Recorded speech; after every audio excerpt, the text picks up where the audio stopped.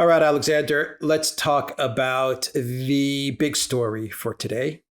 Obviously, it's the elections in the United States of America. And if we have results tomorrow on November the 6th, if we start to get an understanding as to who has won, I just want everybody to know that you will be doing a live stream on Locals tomorrow, the Duran.locals.com. And I imagine that is going to be the big topic of that live stream. So we're going to be covering the results. Alexander, the Duran will be covering the results if we have results tomorrow on our Locals channel, the Duran.locals.com. The link is in the description box down below. And today, November the 5th, is the day of the vote. And Alexander, Harris or Trump? Trump or Harris? The establishment in Europe, in the EU, the UK, they are in a panic. Everyone in the establishment is very worried. Should Trump win? Of course, America first, and leaders like let's say Orban, they are pulling for Trump. Elon Musk, RFK Jr., Tulsi Gabbard, Joe Rogan endorsed Trump yesterday. They're pulling for Trump out of the fear of what would come if Harris were to win. Continuation of the Biden White House, maybe worse, maybe better, probably worse. We'll see. A lot is at stake here. A lot of wars, a lot of conflicts that are going on, a lot of promises made by both candidates. What is your general sense of things as we go into this election? Well, bear in mind, I'm speaking from London. I don't have that sort of granular feeling of an election in the United States that I would about, say, an election in Britain. But what I'm going to say is this, and it's just a general point. I mean, there are the polls do look extremely tight. There's been some suggestion that polls in the last couple of days have shifted slightly in Harris's favor. But if you actually look at the actual voting, so far that seems to suggest, the actual voting, the indications about the actual voting that we have, it seems to tilt slightly in favor of Trump. So, on the assumption that voting is a more accurate guide to what opinion polls suggest, and opinion polls in the United States, as we've seen many times in recent elections, in the last two elections especially, are often a very, very poor guide as to the way things are going. If one assumes that polling, that actual voting, is the better indicator, then, as I said, it seems to be tilting slightly towards Trump. Well, I'm not saying that with any great certainty or authority. I'm talking from a distance about a country that is not mine. And I'm not, able to say exactly who's winning and who's losing because I just don't have that level of knowledge of the United States to be able to do that. Foreign policy. What is your sense of things if Trump wins? What is your sense of things if Harris wins? Well, I think this is ultimately, you're talking about the Europeans freaking out and being very panicky about Donald Trump. It is about foreign British policy. Freaking out. British freaking out. It's ultimately about foreign policy. I mean, you're hearing an awful lot of people talk about tariffs, for example. And it's certainly true that Donald Trump is talking about tariffs a lot, and probably tariffs will increase and those kind of things. But this isn't a visceral issue for the European establishment that a foreign policy is. Foreign policy is what really mostly concerns them. And they have two overriding fears. The first is that if Donald Trump becomes president of the United States, he's going to move very quickly to try to close down Project Ukraine, which is, of course, the EU's beloved project. I mean, they're very, very heavily invested in this project. Now, they've committed huge amounts of their resources and even more of their credibility to Project Ukraine. So if Donald Trump moves to close down Project Ukraine, they will be very, very angry and they'll be very disillusioned, and they'll feel that They committed themselves enthusiastically to Project Ukraine in 2022 when the Biden administration gave them the lead, and that the Americans, having led them all this way, are now pulling back. So that's one thing that the Europeans will be very worried about. But it actually goes much deeper than this, and it's Project Ukraine and what it stands for is in some ways symbolic of something even more important, which is that European leaders, particularly this generation of European leaders, the ones who've essentially acquired control of the EU and its machinery, the ones who are dominant in British politics, as we have seen very clearly over the last 8 years since the 2016 Brexit referendum. They've pushed back so hard on that. They've destroyed the Corbyn movement. They're firmly in control. Anyway, this generation of political leaders in Europe and in Britain, the thing that terrifies them most of all is that the United States might be thinking about following its own course, that this thing which we've been hearing about so much over the last 10, 20 years, the collective West, the rules-based international order, all of that, in which they feel themselves to be a part and which makes them feel important, that the Americans are losing interest in it and that it's coming to an end. And I think that they worry that that is the general trend in the United States, whoever wins in the election.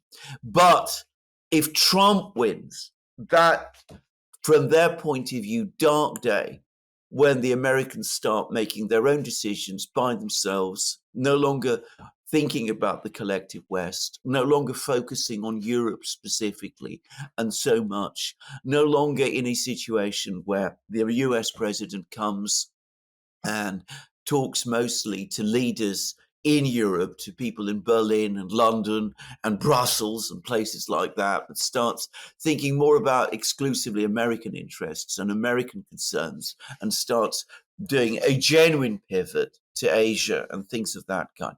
That dark day will have come much faster if Donald Trump is the next president of the United States. And that is going to freak them out, because Europe is a geopolitical zero without the United States. It's no longer going to have the weight or the influence in global affairs that it has as part of the collective West. And that is going to terrify them. And of course, if Europe loses its overall weight in global affairs in that kind of way, then the political class in Europe, in Britain, is going to be left confronting the European public, which is becoming increasingly disenchanted and disillusioned all by itself. And that's going to freak them even more. What do you mean by closing down Project Ukraine? Explain it a bit. I mean, is it as simple? Is it as simple as just stopping the money? But like ISIS, because I took care of ISIS. He said I defeated ISIS, but yeah, we know how ISIS was defeated. The money just stopped to the moderate rebels. That's it. Yeah, is it that simple? Well, in a kind of a way, it is. I mean, it's not a question. I mean, I think, again, this is an important point to make. You don't want to get involved, at least, if Trump is elected and he becomes president. I mean, this would, if you ask me for my advice, this is the advice I would give him. Don't waste time trying to negotiate a detailed outcome to the conflict in Ukraine. That would be an impossibly complicated thing to do. The Europeans would then get involved. They would have their own views, which are going to be diametrically different from your own. And of course, Zelensky himself is an impossible person to work with, as we have seen. But the United States doesn't need to do that. It can simply switch off the money, switch off the arms supplies, tell the Ukrainians, look, we've done all we can, which isn't far from the truth, by the way. Already, money and arms from the West, from the United States, is diminishing, is falling away, because there isn't so much, certainly arms, that the United States can go on giving. We've done what we can. The Russians say that they're prepared to talk to you.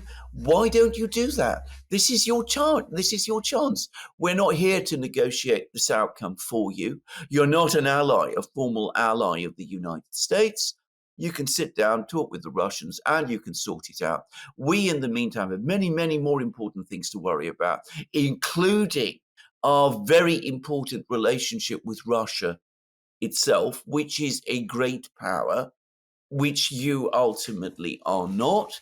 We got things to sort out in terms of strategic weapons, the general economic situation in the world, the situation with oil supplies and energy supplies and food supplies, the situation in the Middle East, where the Russians look like they're becoming more increasingly involved now. So we got many, many things we need to talk to the Russians about.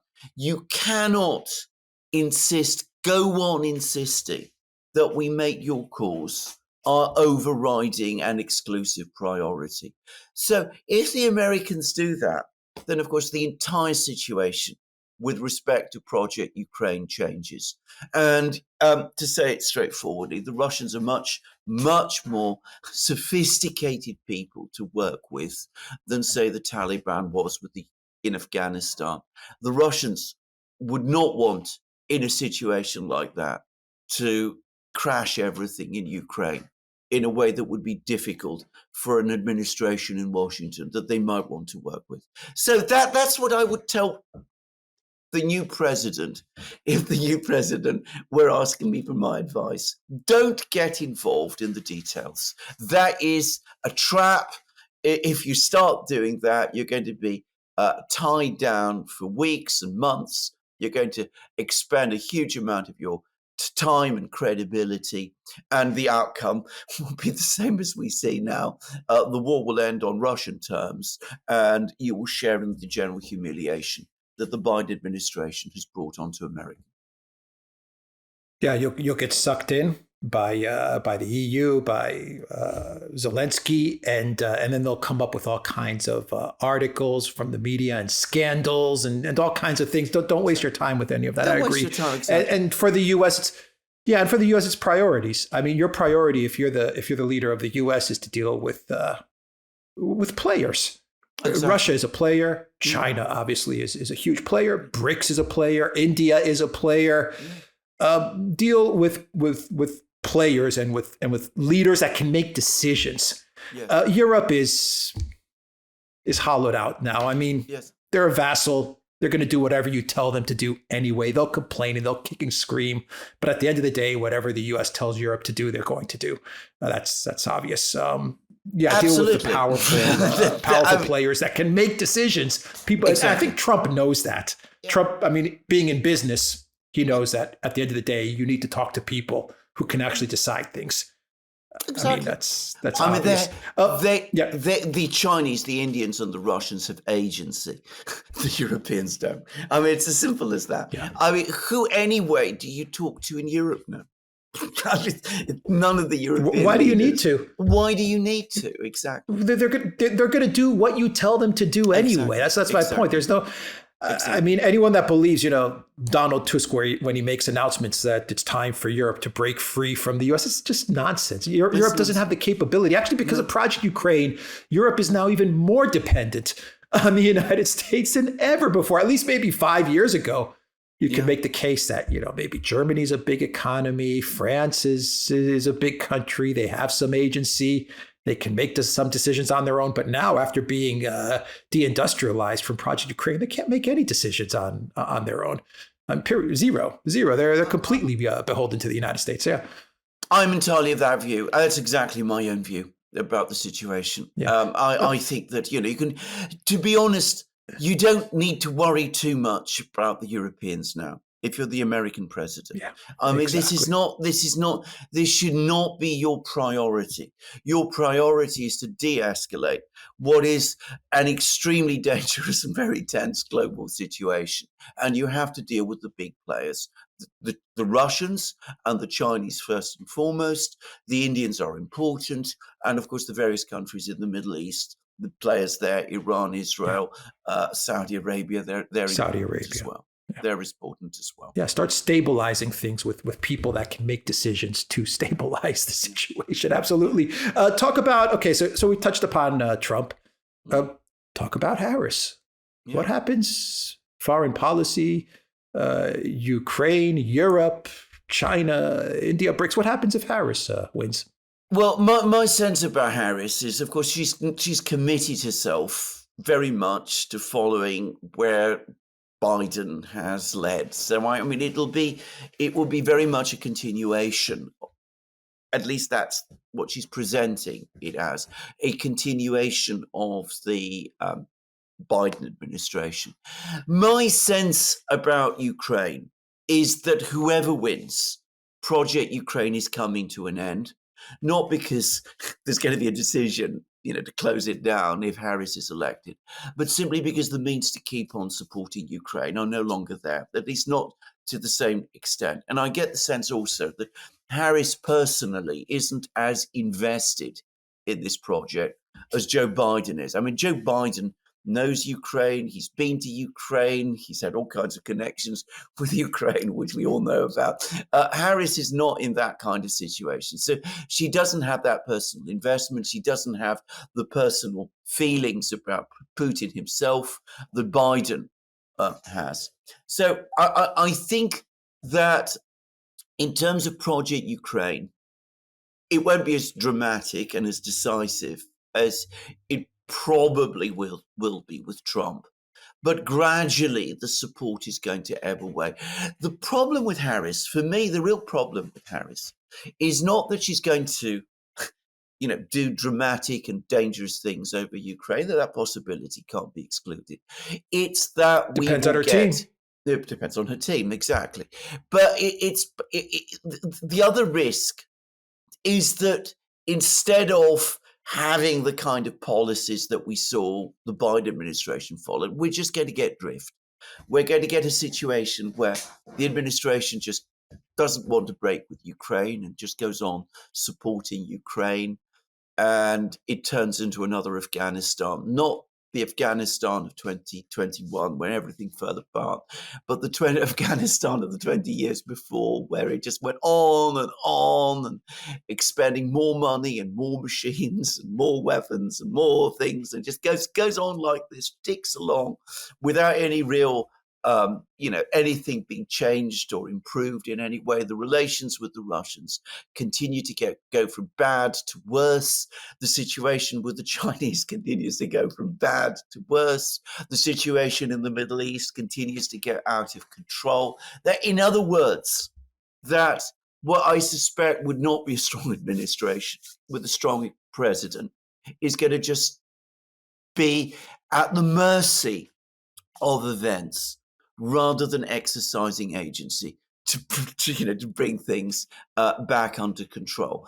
And of course, when I say the president would be at the mercy of events, you must always remember that in Washington, there's all these various powerful factions that exist. The neocons are there. They would be in the ascendant because they backed Harris. And of course, they will want to intensify and accelerate in this atmosphere of drift. They will want to accelerate things, probably more in the Middle East now, I suspect, than in Ukraine. But they will want to do Doesn't that worry things you? Maybe. Well, absolutely. I mean, that is an That the extremely neocons dangerous will have situation. such a prominent. Yeah, absolutely. Well, this is the difference. I mean, one would like to hope, and one would want to believe that if Trump is elected, and we have a stronger presidency and a presidency with greater agency, they would be doing what we discussed. They would be contacting the players and trying to de-escalate the situation. The risk is with the Harris administration, they will do the diametric opposite. They will not want to contact any of the players. The neocons, as I said, will push for greater escalation everywhere, and we will get a smash. We're more likely, much more likely in that kind of scenario to get a smash in the Middle East, in my opinion, in the South China Sea, the Taiwan Strait, in Europe potentially with the Russians, and in all of those sort of things. So that's the risk. That's, for me, the big danger if Harris is elected. I think that's a huge danger. I mean, Yeah. Trump, it looks like Trump has disavowed the neocons. Yeah. That's how it looks, especially with the stuff he says about Bolton. But to be fair, he has said complimentary things about Pompeo. Yeah. We don't know how serious he is about those things. And we do know that Lindsey Graham does have Trump's ear. So you always have that risk. He's disavowed McConnell. He's disavowed Bolton, Kelly, all of these neocons. But you do have some neocons who are floating around Trump. And that's dangerous. Yes. But it doesn't look like he has as many neocons hovering around him as he did in 2016. So that's a good thing. And he does have people he's surrounding himself with, like RFK Jr., like Tulsi Gabbard. You have people like on his side, like Tucker Carlson and like Elon Musk and Vivek Ramaswamy, who definitely do not like the neocons, and they make it a point to say they despise the neocons. So you have that with Trump. Harris, I think it's clear, given Cheney's support, that the neocons, they've got her. Yeah.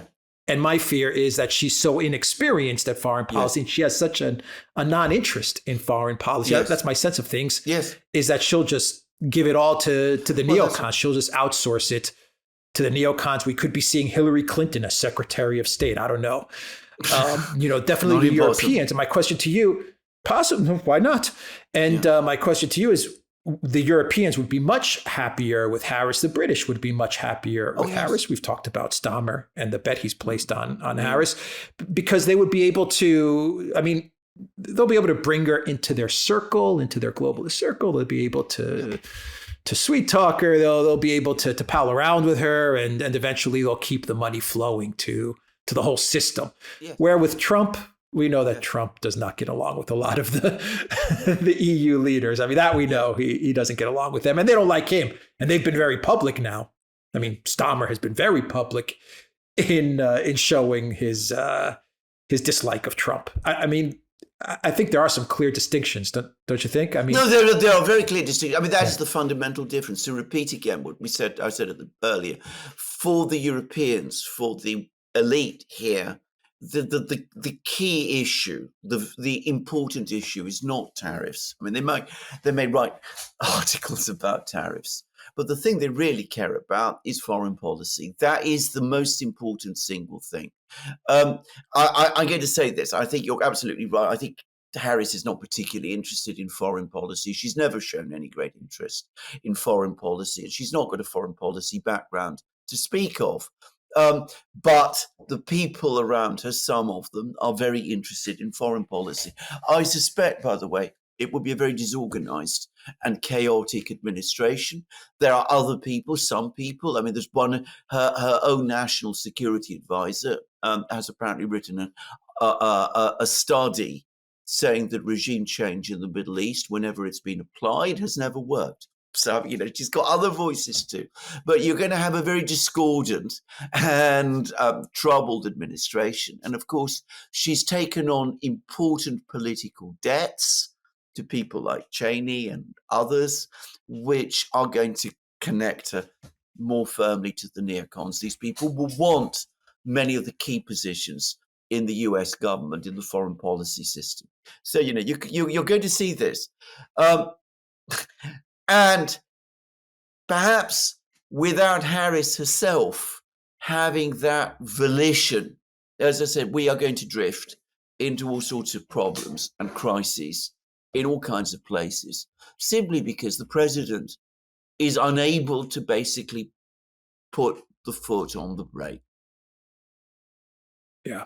All right, let's finish the video. Bear in mind, if a car is speeding out of control, then the fact that the driver can't put the foot on the brake is a very serious thing, even if the driver has no particular thought to put the foot down on the accelerator either, if the car is already speeding that way. Yeah. Talk a bit about to finish the video. Talk a bit about China and Russia, BRICS, India. How are they looking at this, Trump or Well, Harris? I mean, yeah, or I do mean, they care? I well, mean, the they care. Russians, They care, they but do are care. They do they care. going to adjust? They care. Everyone cares. They do. Yeah, even the Everybody Russians cares. care. But Even the Russians yeah, care. They may pretend that they don't, but fundamentally, ultimately, everybody cares. Now, of course, it varies. I mean, the Russians probably would rather have Trump because, well, Putin dealt with Trump. He's met him on a number of occasions. They've spoken. He has some understanding of Trump, and Trump says things which the Russians um, if he follows through with them, the Russians could work with. So I think the Russians, on balance, would prefer Trump. If you're talking about the Chinese, um, it's a bit more complicated in the sense that, of course, it was under Trump that relations between China and the United States began to become visibly bad. But they were already deteriorating before, which is a thing people don't understand. I mean, Obama was already starting to reposition the United States into policies which appeared to be more antagonistic to China. And I suspect deep down, though they won't want to say so, again, the Chinese would prefer to work with Donald Trump simply because even though they don't like what he talks about with tariffs and things like that, they sense that he's a businessman and transactional and that they can do deals with him. Whereas on issues like, say, Taiwan, which is again what the Chinese ultimately are most worried about, they probably sense, or again, that they're not going to be able to do deals with Harris. They know the Chinese understand pretty well the political geography of the United States. They know who the neocons are. They know how dangerous these people are. They see them, and that is what's going to make them more nervous and more concerned. But ultimately, neither the Chinese nor the Russians are going to let the election in the United States get in the way of what I think they have already decided to do. Because with the best will in the world, even if Trump is elected and does all the things that we talked about and tries to de-escalate global tensions and those sort of things, the Chinese and the Russians and the Iranians and all of the others have seen that American policy can shift. The neocons will still be there, so the potential for a swing back uh, continues. They will have seen how Russian assets were frozen, how the United States has sent arms to Taiwan, how it's done all of those things, and they're going to continue with the process of constructing the BRICS. That will remain their key priority because it's now become more than just insurance, against the risks of change of policy in the United States. It's become, in effect, the escape route from a situation where everything depends on who wins an American election and what happens after. So I think that's what the Chinese and the Russians and the Indians and all of the others are probably saying to themselves and thinking. That is not to say, by the way, that if an administration appeared in Washington that really did want to engage with the Chinese, the Russians, the Indians, and all of the others, they would not reciprocate. It's just that they're going to be much, much more careful and they're not going to compromise now on their essential policies in the way that perhaps they would have done 10, 15, 20 years ago. They're not going to prioritize their relations with the United States in the way that they once did. But if a White House, a new president, really did seek a general de escalation, what I have previously described as a geopolitical ceasefire, they would work with it. I mean, they would still, despite what I've just said, they would still want to engage with that because they understand that it is in everyone's interests to see that happen. Yeah, roll back the sanctions. Roll them back. I know that's going to probably be the most difficult thing for a president to do.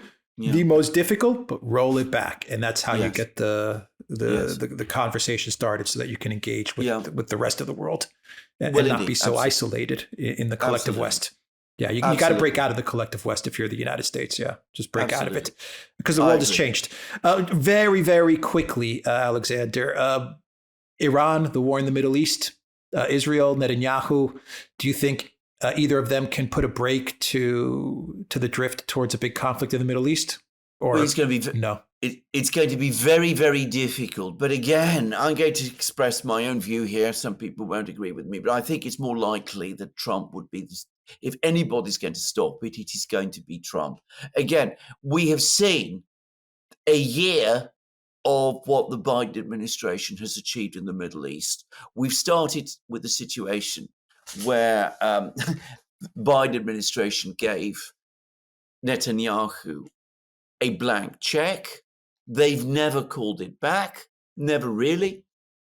They're always saying that they're engaging in diplomacy, and we've now ended up with a situation where the Iranians and the Israelis are launching missile strikes directly against each other's territories, which is something that has never happened before in the Middle East, with the Iranians, as of now, threatening to do this again on an even bigger scale than what they did previously. So the Biden administration has failed in the Middle East. I don't see any reason to think that a Harris administration is going to be any better. I have to say that. Now, many people think that Trump is, very pro-Israeli, and that he's going to support Netanyahu in every possible way that he can. That if Trump is elected, that's going to lead to an even bigger escalation. My own sense is that Trump doesn't want wars anywhere at the moment. I think he does generally want de-escalation. When he found himself in confrontation with Iran after the assassination of General Soleimani, the Iranian military chief, he came to an understanding with the Iranians, which made it possible to de-escalate tensions then. I think that Trump is in a much stronger position, if he wants to do it, to de-escalate the crisis in the Middle East than a Harris administration would be. And the fact that he already gets on well with Netanyahu, and that he gets on well with the Saudis as well, that he's on good personal terms with people like MBS, probably means that he's more in a better position to achieve a de-escalation than a Harris administration would be. And that's not even including the fact that the neocons, who always want escalation, are going to be far stronger in a Harris administration than they will be in a Trump one. So again, I know that this is not the general view, but I think that if anybody is going to be able to stop the great conflict that's brewing in the Middle East, it's more likely to be Trump than it is Harris. Yeah. All right. Let's end the video there. TheDuran.locals.com. We are on Rumble, Odyssey, BitChute, Telegram, Rockfin, and X. And go to the Duran shop. Pick up some merch like what we are wearing in this video. 20% off. Use the code October20. That is October20. That code is still valid for the next week. I will have a link to the Duran shop in the description box down below. Take care.